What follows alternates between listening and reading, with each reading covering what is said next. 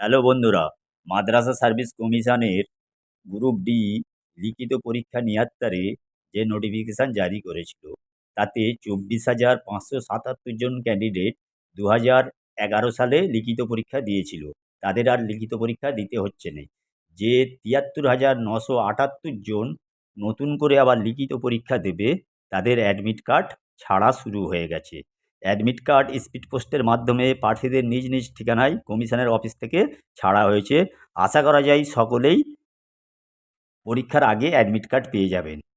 রবিবার অর্থাৎ 1 সেপ্টেম্বর তারিখে পরীক্ষা হচ্ছে।